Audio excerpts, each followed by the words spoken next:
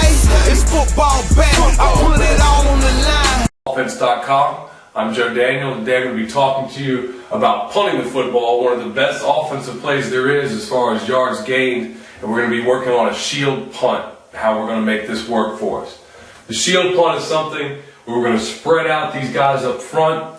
We're going to have our shield, our three guys or crows, however you want to call them, these guys back here, and our punter back deep. The great thing about this punt, it's very difficult to get a rush on it.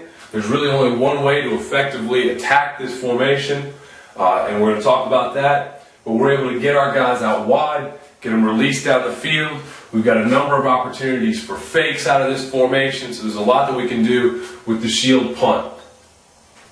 Starting off here, our snapper in the middle, we've got at least 2 yard splits. We want at least 2 yard splits between these guys. This is a little different than the punt where we've got the 5 yard splits and really just spread all the way across the field because we are going to be blocking here. What we're going to do is we're going to get about 2 yard split between our guys, and on the snap of the football they're going to jump out. So work their way out to block and then go. So it's going to be a jump out, give a good shove, and go. Jump out, give a good shove, and go. We don't really need it out of the outside guys. These guys could be free release.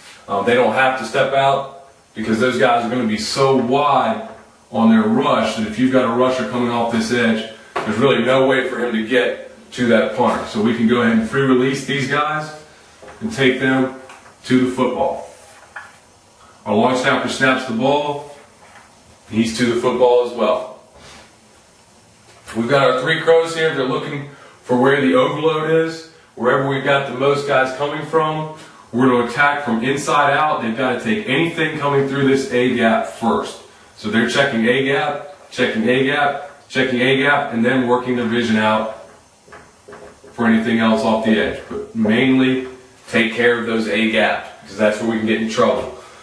The way to attack one of these spread punts is to put 4 defenders in the A gap. You can tell that we're not blocking anything in the A gap with the guys up front. We're blocking with these 3. If you've got 4 defenders coming, we've got 3 blockers.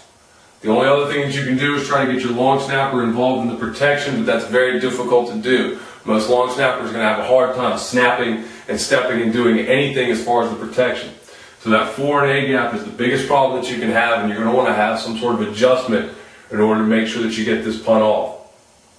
If you want to tighten down and then bring 4 and A gap, you can do that. You may want to just fake it because there's a lot of guys here in the middle. Just depends on how you want to work it. We're going to jump out 2 steps. We want to make sure that they don't hop on the protection up front. They get out wide. They're going to make sure to widen that guy with their hands. Their head stays downfield. So we want to widen the rusher with their hands, but keep their shoulders square, keep their hips square, widen them, and then as soon as they get a good shove on them, just a step and a shove, and they're releasing. So we're not staying long in this protection. We just want to make sure if somebody tries to rush through here, we get a shove on them, widen them just enough to where they aren't able to get into that punter, and then we're gone. We'll use our tackles to contain. After they release, they'll be the contain guys. Our guards, after they release, will banana out. And we're spreading the field, making sure we've got all our lanes covered. Our shield guys are working their way toward the football once they see it up. If we got a middle of the field kick, and they're fanning out as well, so that we've got our whole field covered here. We've got all the possibilities taken care of. They're going to be able to track the football. They should be calling out where the football is going. If it's middle, right, left, they're going to be able to see it. These guys are looking at returners and getting straight down the field. They'll have no idea where the football is. These guys are fanning out, working lanes, making sure that we collapse the football back to the inside. You want to have a punter who can catch and get the punt off quickly to run these because there is going to be pressure coming. There's just no way around it.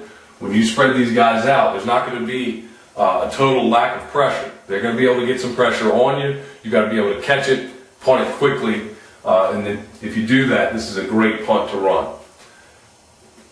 The punt is one of the most effective offensive plays where you can average 35, 40 yards on the punt. You don't have many other offensive plays that are going to average that. And if you do, definitely let us know about it. I hope you've enjoyed this. I hope you'll be able to look at the shield punt as a possibility for your offense and for your football team in order to keep good field position throughout the game.